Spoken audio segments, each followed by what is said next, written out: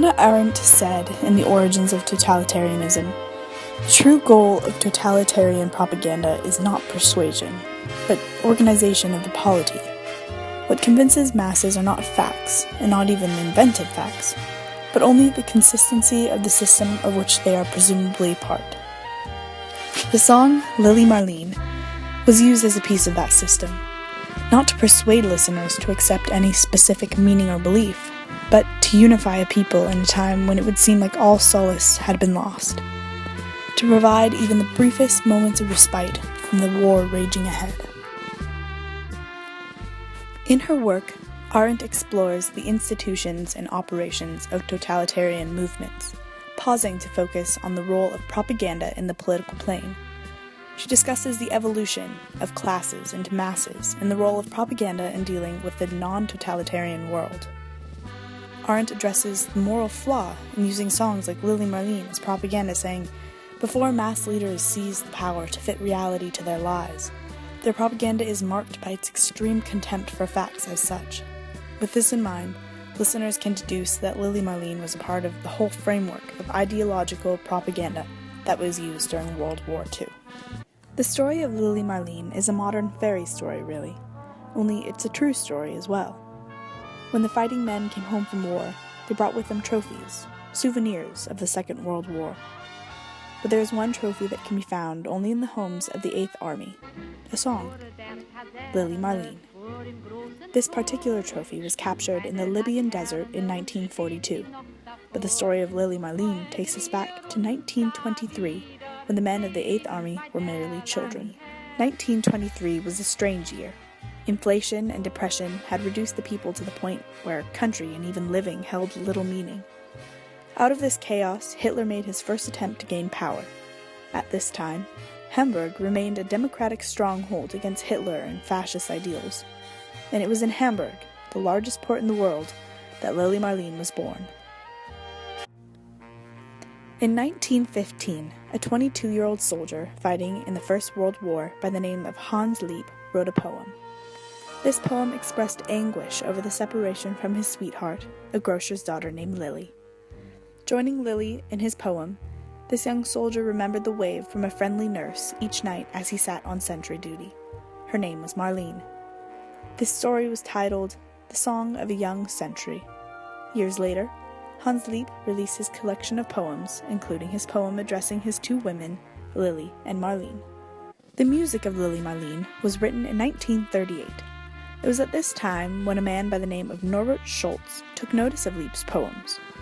Schultz was a successful German composer of songs, opera, and film music, and although he barely remembered the Great War, when he read Liep's poems, he was captivated by their ominous moods and sat down to write a melody for the young sentry poem. The first person to sing the song was a girl by the name of Lally Anderson, working in a nightclub in Berlin.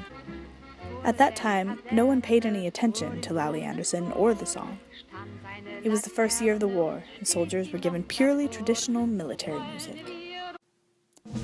In the autumn of 1940, after the fall of France, the Germans formed their famous Afrika Korps, and they descended into battle with their own special song, Panzerwollen.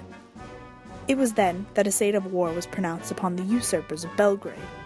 In the bombing, the Luftwaffe had tried to leave the radio station relatively untouched.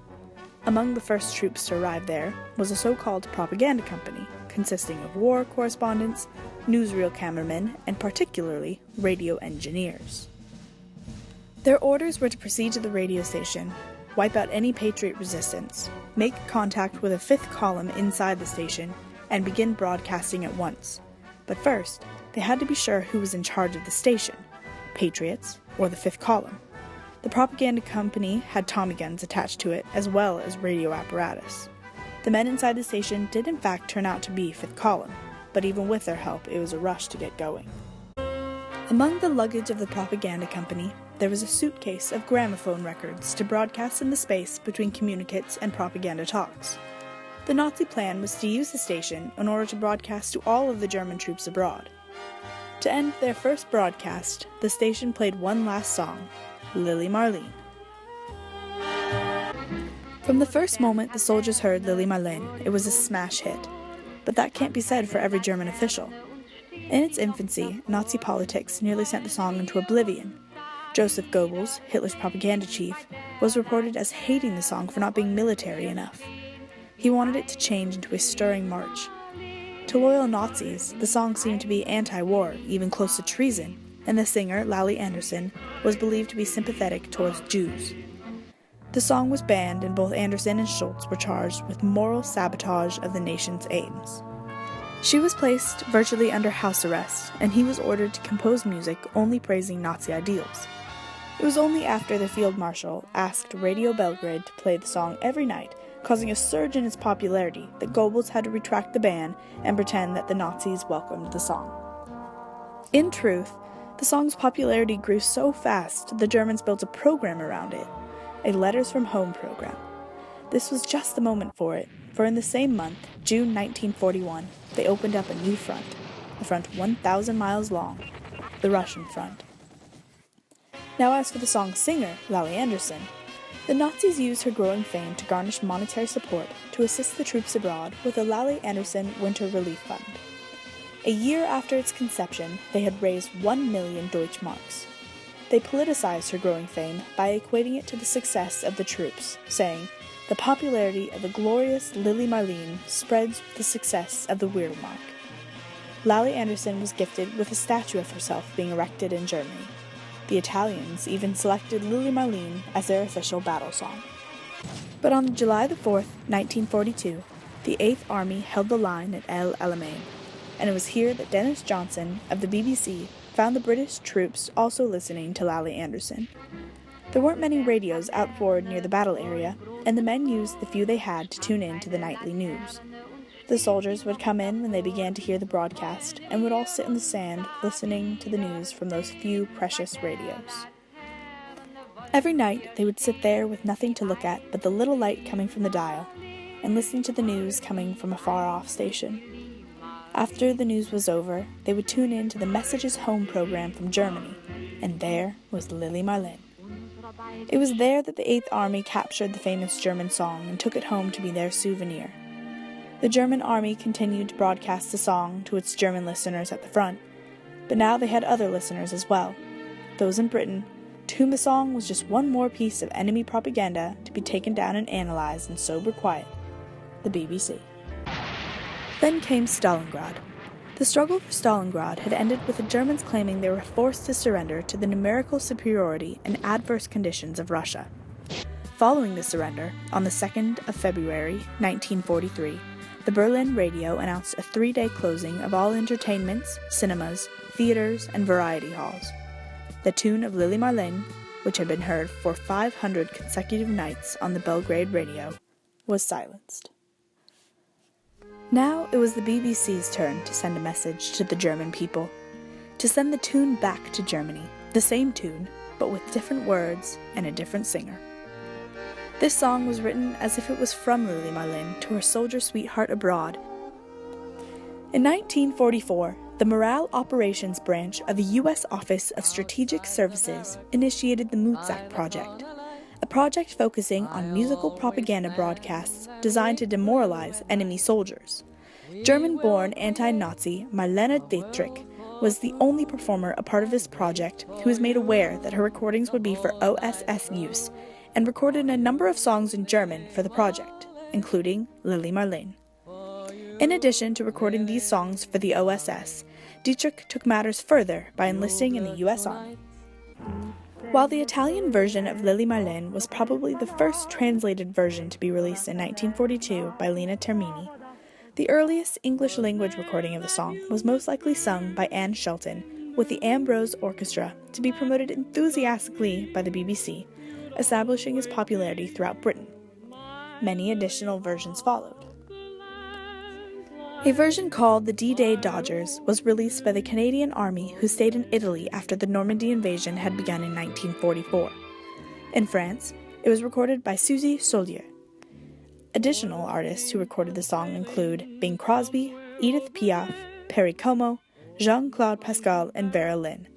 As of now, the song has been recorded in 48 languages by many famous and influential artists.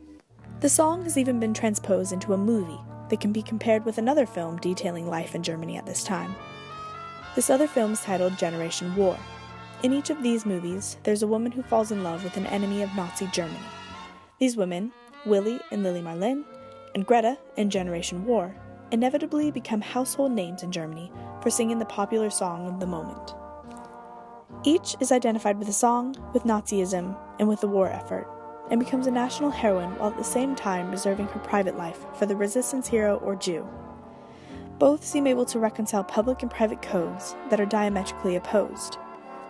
The movie Lili Marleen is based on the life of the song's original singer, Lali Anderson. Due to her close friendship with Rolf Lieberman and other Jewish artists, Joseph Goebbels didn't allow Anderson to perform publicly for 9 months. Only as the song grew in popularity was the ban lifted. Lili Marleen was born in the docks of Hamburg, and then she went to Berlin, and then she flew to Belgrade. And then she was sent to the desert and was captured, and was then transformed and marched into the heart of Europe. Lili Marleen is not just a piece of music, but a piece of history as well. It details the story about the young soldier who wrote the poem that started the song in 1915, scared to death of his posting in the trenches of the First World War, and about the German composer who created music from a poem in 1938 with the persecution of Jews all around him, and about the German woman who gave the song a voice that would inevitably write the song into history. But it's also a story about thousands of anonymous people who tuned in just before 10 o'clock each night to listen to a broadcast by a military radio station. Lili Marleen was used to unite and give hope to a war-torn world. As the world was halved in two, Lili Marleen transcended all frontiers and battlegrounds, moving in a way that disregarded norms. A product of Nazi Germany, sung by English and American soldiers too. John Steinbeck claimed the song was perhaps the only contribution to the world by the Nazis. It evolved to become a social phenomenon, uncontrollable even by the well-oiled German propaganda machine. It opposed the traditional wartime compositions of the time, and spoke of the realities of war, and about the truth of saying goodbye to those nearest and dearest to oneself, with no promise or future certainty. Hans Liep died in 1983, and Norbert Schultz's death followed in 2002. They had witnessed their song persevere through the Second World War, be translated into 48 languages, and feature on hit parades in countries all over the world. When the original recording artist, Lali Anderson, was asked in 1972 if she could explain the popularity of Lili Marleen, she only replied with, "Can the wind explain why it became a storm?" Wie einst Lili Marleen.